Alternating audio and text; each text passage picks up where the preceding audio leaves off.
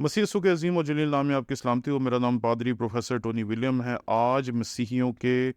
20 گھر چلے ہیں، کل 200 جلیں گے اور اس کے بعد ہو سکتا ہے کہ پوری آبادی جلائی جائے۔ یہ الفاظ تھے ایک بھائی کے جس نے پچھلے کئی سالوں سے پاکستان کی تاریخ کے اوپر بڑی گہری نظر رکھی اور اس نے بڑی باریک بینی کے ساتھ تمام چیزوں کا مطالعہ کیا، اور مطالعہ کرنے کے بعد جو اس کا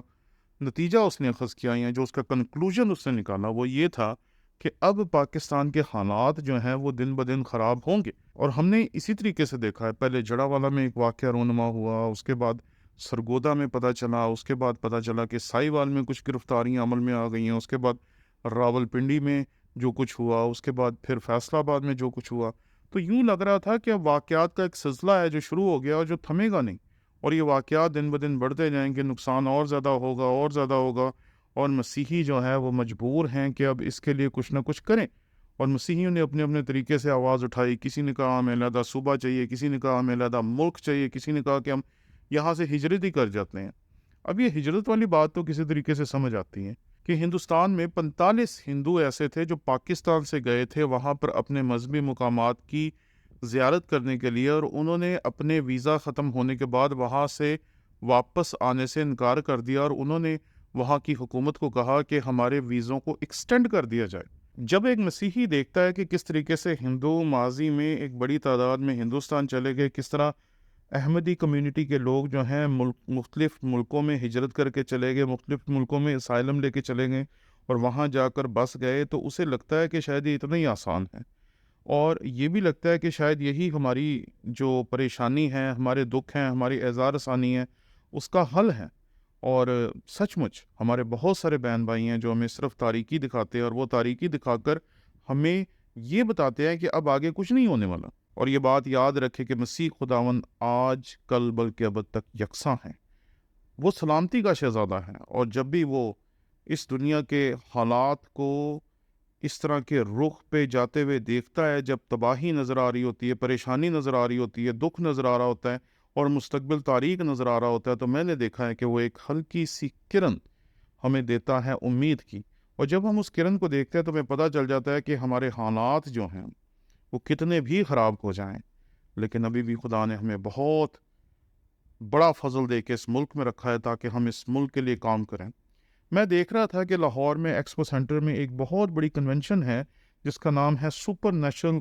کانفرنس 2023۔ یہ جو کانفرنس ہے اس کے بیچ میں پورے پاکستان سے تقریباً 7,000 پاسبانوں کو جمع ہونے کی دعوت دی گئی، اور وہاں پر لوگوں نے بتایا کہ تقریباً 7,000 سے زیادہ لوگ تھے جو اس عبادت کا حصہ بننے کے لیے آئے۔ جب ہم اس واقعے کو دیکھتے ہیں اور اس واقعے کو ملاتے ہیں جڑاوالے کے واقعے کے ساتھ جو اس واقعے سے محض 14 دن پہلے رونما ہوا،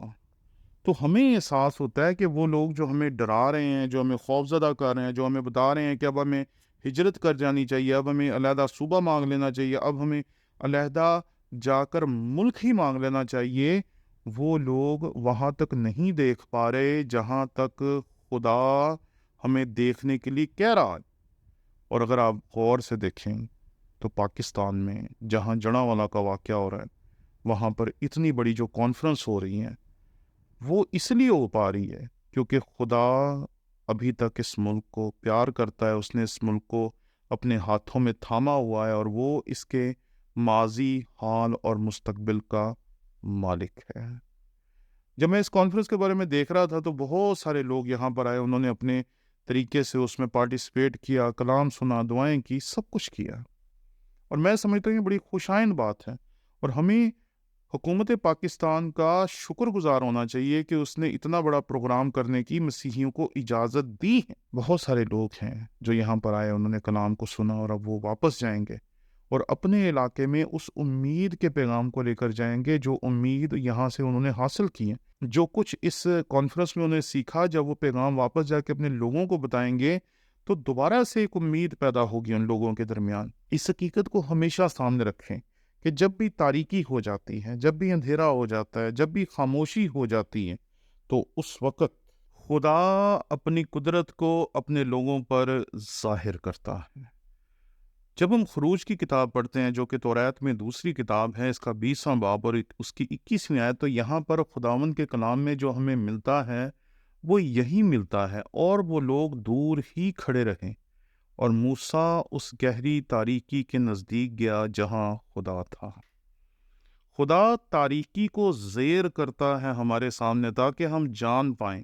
کہ ہمارا خدا جو ہے وہ امید کا خدا ہے۔ تاریکی انسانوں کے لیے نظر آنا ہمیں بند ہو جاتا ہے، دکھنا ہمیں بند ہو جاتا ہے، ہم دیکھ نہیں پاتے، ہمیں چیزیں نظر نہیں آ رہی ہوتی ہیں، کس طریقے سے خدا چیزوں کو استعمال کر رہا ہوتا ہے، کس طریقے سے حکومت جو ہے ہمارے ساتھ 100% چلنے کی کوشش کر رہی، جس حد تک چل سکتی ہے حکومت پاکستان مسیحیوں کے ساتھ چلنے کی، کھڑے ہونے کی کوشش کر رہی۔ اور جی میں سمجھتا ہوں کہ خداوند کا بہت بڑا فضل ہے کہ ہم جس ملک میں ہیں یہاں کی حکومت ہمارے ساتھ ہے، حکومتی ادارے ہمارے ساتھ ہیں۔ ہم لوگ دن رات ان کے اوپر تنقید کرتے ہیں، ٹک ٹاکس بناتے ہیں، فیس بک پہ بات کرتے ہیں، بہت کچھ کرتے ہیں، لیکن پھر بھی وہ ہمارے ساتھ ہیں۔ وہ ہماری آواز کو سنتے ہیں، وہ ہماری باتوں کو سنتے ہیں، ہماری آوازوں اور باتوں کو سننے کے وسیلے سے وہ ایک دم سے ریئیکٹ نہیں کرتے ہیں، بلکہ وہ اپنی تمام مشینری کو استعمال کر رہے ہیں تاکہ ہمارے وہ مجرم گرفتار کیے جائیں، ان کو سزا دی جائے، اور پاکستان میں حالات کو ویسے ہی معمول پہ لایا جائے جیسے یہ پہلے تھے۔ اس لیے اس حقیقت کو سمجھیں اور یاد رکھیں کہ کئی مرتبہ ہم انسان ہوتے ہیں، ان چیزوں کو دیکھ نہیں پاتے، کہ ہم یہ سمجھتے ہیں کہ شاید تاریکی ہو گیا، اندھیرا ہو گیا، سب کچھ ختم ہونے والا ہے، لیکن اگر ہم ان کانفرنسز کو دیکھیں، ان عبادات کو دیکھیں جو ابھی بھی ہو رہی ہیں، تو ہمیں احساس ہوگا کہ ابھی بھی میرا اور آپ کا خدا